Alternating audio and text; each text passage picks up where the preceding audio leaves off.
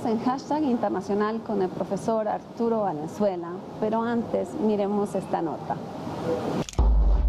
La Carta Democrática Interamericana fue aprobada el 11 de septiembre de 2001 en sesión especial de la Asamblea de la OEA, Organización de los Estados Americanos, en Lima, Perú, con el aval de 34 países miembros. La Carta Interamericana implica en lo político el comportamiento de los gobernantes de cada país, no solo con la democracia electoral, sino con la democracia representativa, teniendo como base el reconocimiento de la dignidad humana.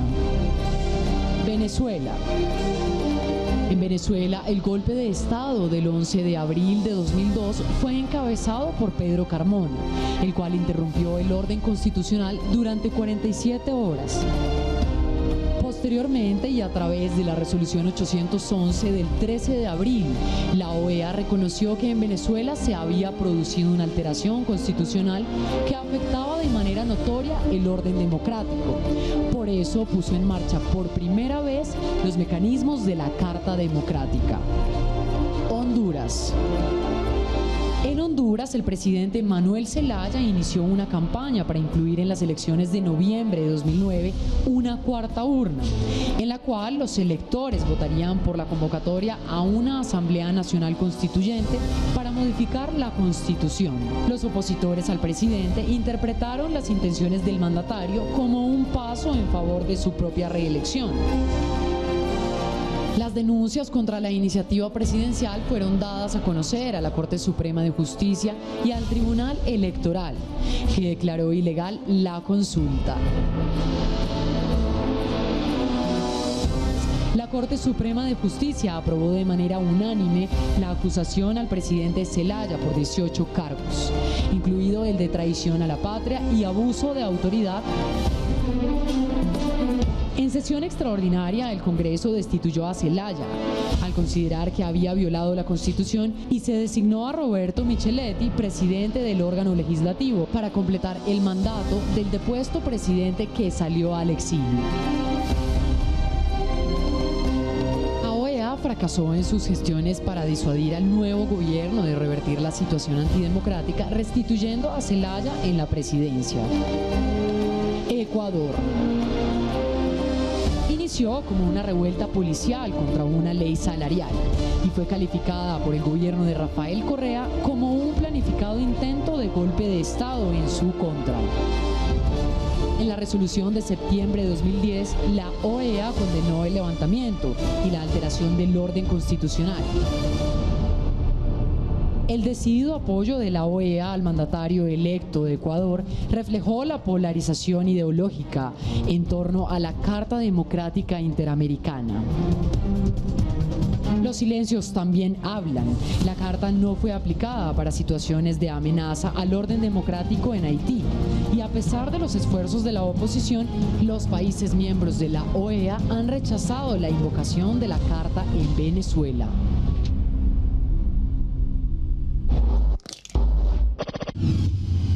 Usted fue subsecretario de Estado para Asuntos Hemisféricos de Bill Clinton.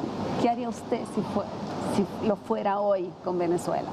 Mire, yo fui, para aclarar bien, yo fui subsecretario adjunto en el primer gobierno de Clinton a cargo de la relación con México. El segundo gobierno del presidente Clinton estuve en la Casa Blanca, en el Consejo de Seguridad, donde una de las cosas más importantes que me tocó fue efectivamente ayudar a liderar el proceso de crear el Plan Colombia para Colombia. Entonces, en ese momento y hasta cierto punto mi cariño por Colombia y mi apego a Colombia se inicia con todo ese esfuerzo que hicimos desde la Casa Blanca con el presidente Clinton. Yo soy académico de toda la vida, cada vez que he tenido un nombramiento en el gobierno he regresado entonces a la universidad, regresé a la universidad, y después en el primer gobierno del presidente Obama me nombra el presidente Obama subsecretario de Estado a cargo de toda América Latina en ese momento, y la política que nosotros seguimos en ese momento fue la que se está siguiendo todavía con el presidente Obama, y eso es efectivamente de ver cómo ayudar a empoderar a que también los países de América Latina busquen tener soluciones, porque a esta altura del partido, como se dice, una intervención unilateral de Estados Unidos como se hacía en otra época para salvar o para corregir algún problema político no le corresponde a nadie, no le corresponde a Estados Unidos a alta altura, es contraproducente, y efectivamente lo que se tiene que buscar es ver cómo apoyar en forma mucho más objetiva y también trabajando así en forma más de iguales a iguales a un proceso de construcción interna en los países. Y en eso yo creo que está el gobierno del presidente Obama buscando eso. Por ejemplo, esta nueva apertura hacia Cuba es algo difícil por la historia de la relación de Estados Unidos con Cuba, pero es algo que trabajamos mucho desde ¿Ustedes lo venían preparando? Bueno, lo veníamos preparando, sí. Y efectivamente probablemente habríamos llegado a este mismo lugar si no hubiese sido por el hecho de que tampoco no vimos una cierta flexibilidad por parte de los cubanos en muchos temas. Especialmente, por ejemplo, el hecho de que ellos se hayan arrestado a un contratista que trabajaba con el gobierno de Estados Unidos en un momento y hasta cierto punto... Y eso arruinó, pero ¿cómo hasta dónde alcanzaron a hablar ustedes? Nosotros alcanzamos a hablar bastante los mismos temas que se están conversando ahora, pero con la noción de que no vamos a poder avanzar hacia adelante a menos que se vayan solucionando algunos de estos problemas. ¿En qué fecha exactamente, profesor, arrancaron los diálogos? Todo el tema del embargo y todo lo demás, hay que acordarse de que en una época, la época de la Guerra Fría, era parte de la Guerra Fría. La anomalía es que haya seguido el embargo y todo lo demás después del fin de la Guerra Fría. ¿Quiénes son los países que le piden a la OEA de marginar a Cuba? Fueron Colombia en ese momento. ¿Por qué? Porque había un apoyo del nuevo gobierno revolucionario cubano a los sectores guerrilleros en estos países. Venezuela lo mismo. Países democráticos de la época que le piden a la OEA que salga a Cuba. Bueno, con el fin de la Guerra Fría ya empieza a cambiar el asunto. De hecho, estando en el gobierno del presidente Clinton, el primer gobierno, él estuvo en contra de la aprobación de esta famosa ley de libertad, que se llama, que convierte en ley el embargo hacia Cuba. El presidente Clinton estuvo en contra, pero cuando los cubanos derivan dos aviones, tuvo que firmar esa ley. ¿Por qué? Porque al derribar esos aviones los cubanos en ese momento entonces echaron abajo toda la posibilidad de que hubiésemos tenido... ¿Y en ese momento se cortan contactos o los contactos se mantienen? No, los contactos se mantienen porque siempre han habido conversaciones. Las conversaciones sobre temas migratorios, las conversaciones sobre temas, digamos, incluso de narcotráfico, por el estilo, se han ido manteniendo a través del tiempo, y también Estados Unidos ha permitido, en el gobierno del presidente Clinton se permitió, por ejemplo, una mayor exportación de productos agrícolas. Estados Unidos es el exportador agrícola más importante que tiene Cuba. Obviamente que como viven tantos cubanos en Estados Unidos, también las remesas que manda Estados Unidos a Cuba son fundamentales. Hay un cierto endurecimiento en el gobierno del presidente Bush, segundo Bush, cuando ellos derogan muchas de las medidas que le permitían a los cubanos americanos de viajar a Cuba. El presidente Obama cambia todo eso, pero a pesar de eso, y a pesar de que hubo una voluntad de conversaciones con ellos, por un momento la verdad es que no estábamos totalmente convencidos de que los duros en La Habana no estaban haciendo el mismo juego que los duros en Miami y en Estados Unidos, que en el fondo prefieren quedarse con el embargo porque les conviene hasta cierto punto a los dos. Entonces, eso es lo que está tratando de cambiar el gobierno del presidente Obama ahora, pero sin una ilusión de que la cosa va a cambiar rápidamente. Y con la muerte de Fidel Castro, o sea, ¿cómo se estaba preparando la Casa Blanca para la muerte de Fidel Castro y lo que eso podría significar en Cuba? Se ha hablado mucho de la muerte de Fidel Castro hace mucho tiempo. No, eso sí, o sea, creo que escribió un libro que se llamaba La última hora de Fidel Castro. Sí, y hay un Salvador. documental de no sé cuántas maneras para matar a Fidel Castro que había intentado la CIA, o sea, No sé eso... cuánto, claro. No, la verdad es que ahora el gobierno cubano es el más largo, digamos, dentro de las manos de una persona y de sus manos, que en toda la historia de los caudillismos latinoamericanos. Acordémonos de eso. La verdad es que es una cierta ironía de que llega la revolución socialista comprometida con el pueblo y efectivamente los que gobiernan todo el tiempo es un dictador, digamos, hasta cierto punto, de otra característica, pero que dura igual de largo. Entonces, eso está cambiando muy lentamente todavía en Cuba, ¿no? Lo que le conviene a Estados Unidos es que cualquiera sea la transición en Cuba, sea una transición pacífica, que sea una transición que la manejen los propios cubanos, no es una cosa impuesta de afuera, es una cosa, y en ese sentido se busca un acompañamiento de todos los países también en el tema de la solución de los problemas de Cuba. Uno no puede criticar, digamos, la democracia en algunos países y después decir, en Cuba la cosa es perfectamente bien, a pesar de que no se acepta. Miren, ¿qué pasó en La Habana después de que se anuncia esta cosa de la conversación de Obama con Raúl Castro y que va a haber una especie de repente también en La Habana arrestaron a una gente, un artista importante, Bruguera. ¿Por qué? Porque ella había pedido que se hiciera un acto, entonces, sí. Bueno, la verdad es que incluso sectores de izquierda importantes en América Latina están diciendo no se puede tolerar ese tipo de... Tania Bruguera le quitaron el pasaporte, la arrestaron, qué sé yo, todo lo demás. Entonces, ¿quiénes son los que están buscando eso? Probablemente algunos duros en La Habana que todavía no quieren cambios y probablemente hay otros, y volviendo a Guillermo O'Donnell, usted mencionó a Guillermo O'Donnell en las transiciones. Acuérdate que la gran conclusión de los trabajos sobre las transiciones es que los moderados, los blandos en el régimen, hasta cierto punto tienen que juntarse también con los demócratas en la oposición para ir configurando un gobierno alternativo. Sí, es algo que a veces uno no lo ve, o sea, uno no ve dónde están esos moderados, digamos, de lado y lado, o sea, uno sí, claramente... Pero también seamos justos en el sentido de que si pensamos de que pasaron 30 años de dictaduras como las que describía O'Donnell como burocráticos autoritarios, te fijas, y los golpes de Estado manejaban las cosas, estamos años luz todavía, digamos, de eso.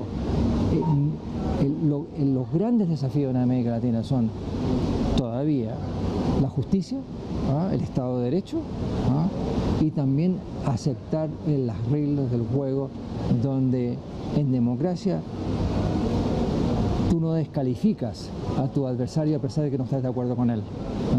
Tú buscas cómo efectivamente, usando los votos, poder efectivamente buscar cómo gobernar. Bueno, nos estamos quedando sin tiempo, pero no puedo, digamos, dejarlo ir sin preguntarle sobre Colombia. Usted habló de populismos, dice, hay populismo de izquierda, pero también hay populismo de derecha. ¿El uribismo es un populismo de derecha?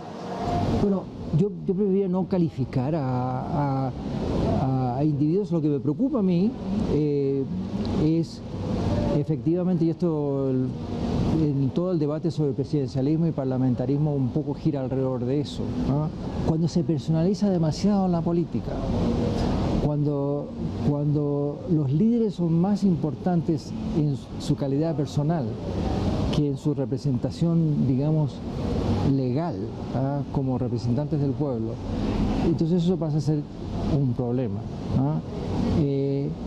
Vemos una cierta crisis, yo creo, en América Latina, de presidentes que a pesar de que terminan su periodo no se van. Entonces, al no irse, efectivamente no se crea la posibilidad de tener tiraje de chimenea, liderazgos nuevos en la población. Y esto es un problema que ocurre en todos los países. La verdad es que si tú como expresidente no dejas la conducción de tu partido y piensas poder volver, y por esa cosa hasta cierto punto plebiscitaria del presidencialismo, la gente busca a que vuelva de nuevo un Frei en Chile, o no sé, o que Sanguinetti vuelva en Uruguay, o que Uribe vuelva en Colombia, o lo que sea, eso entonces no permite efectivamente la creación de liderazgos nuevos. Vamos a esto, incluso el daño que se le hace a la política cuando el líder carismático cree que puede dejar a su esposa, por ejemplo, o a su esposo, eso todavía no ha ocurrido, en la presidencia, o que venga el hijo. Sí. Y acordemos de los presidencialismos latinoamericanos, pero también en Estados Unidos, los dos Roosevelts, sí. Los dos Bush, y ahora está a lo mejor un tercer Bush. Francamente a mí me preocupa ese modelo. Hagamos una reflexión. En ningún país europeo donde los primeros ministros son mucho más poderosos, porque por lo general manejan mayorías del Parlamento, o por lo menos el Parlamento los permite gobernar, aun si no tienen mayoría. No hay ese choque, digamos, con el Congreso. En ninguno de esos países, primeros ministros tan importantes como Felipe González o Margaret Thatcher o lo que sea, han sido sustituidos por sus esposas o por sus esposos. El marido de Thatcher nunca pasó a ser primer ministro. ¿Y por qué? Porque le deben su autoridad, digamos, a los liderazgos de los partidos, a una cosa institucional y no a esta cosa plebiscitaria de que queremos que llegue otro Salvador y que sea un señor que haya sido presidente en otra época. Y es bien notable eso, a pesar de que algunos de estos primeros ministros europeos han durado mucho tiempo. ¿Pero por qué? Porque tienen que tener el apoyo de su partido y tienen que tener un apoyo orgánico e institucional. Entonces, si el presidencialismo es parte del problema del populismo. Entonces, uno tiene situaciones como Panamá, por ejemplo, donde en Panamá, por ejemplo, probablemente habría que decir de que hasta cierto punto Martinelli también fue un populista, pero claramente de corte de derecha. ¿Pero usted sigue creyendo que el parlamentarismo es una buena opción para América Latina? ¿Cree que hay países que se puedan mover hacia eso? Yo creo que lo que hay que hacer es buscar lógicas parlamentarias para hacer más efectivo el presidencialismo. ¿Y eso significa qué? Significa que las reglas del juego democrático tienen que apoyar una lógica de cooperación política y no una lógica de confrontación política. Y el presidencialismo tiene un grave problema. Cuando el presidente no tiene mayoría de su partido del Parlamento, entonces se crea una lógica de confrontación política, donde incluso los posibles aliados del presidente no lo van a acompañar porque de repente si le va bien al presidente eso le ayuda al partido del presidente y entonces le va a ir mal a ellos. Entonces lo que hay que buscar es una lógica. Yo creo que uno puede ir viendo cómo ir parlamentarizando el presidencialismo sin cambiar a un sistema parlamentario del todo. Pues en Colombia se está proponiendo, digamos, se está eliminando la reelección, hay algunas propuestas que son planteadas para democratizar, o sea, ¿hay manera de ir moviendo en Colombia hacia una parlamentarización, creo usted? Yo creo que sí, yo creo que sí. ¿Y cuáles serían, digamos, las primeras medidas que uno tendría que tomar en ese camino? Lo que hay que subrayar es que es un error muy serio decir, mire, usted no entiende, no conoce nuestros congresos, aquí el parlamentarismo no funcionaría porque la cultura no lo permite. La cultura no lo permite. Pero el error grave de eso es que las reglas del juego en sí son variables independientes que afectan el accionar político. O sea, si tú tienes reglas del juego distintas, eso te incentiva una serie de comportamientos políticos distintos. O sea, que la lógica es a la inversa. No hay que crear una cultura política democrática para poder tener democracia. Lo que hay que hacer es tener reglas democráticas que te ayudan a crear una cultura democrática.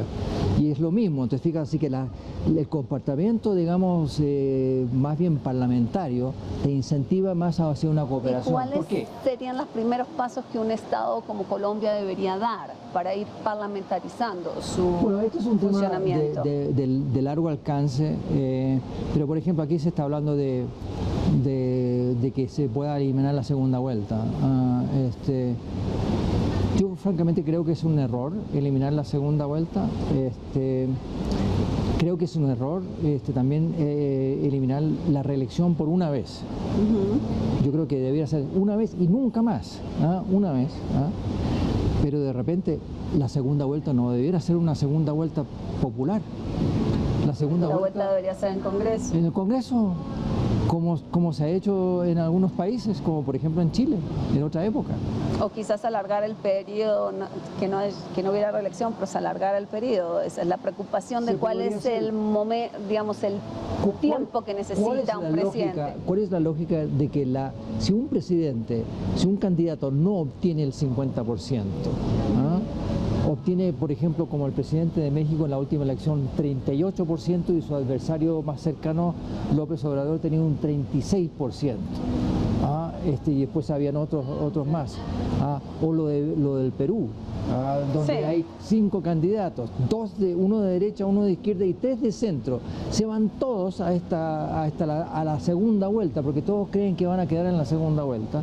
Eso no incentiva una cooperación y tiende a pulverizar más las opciones políticas, tiende a dividir más las candidaturas hacia el Congreso.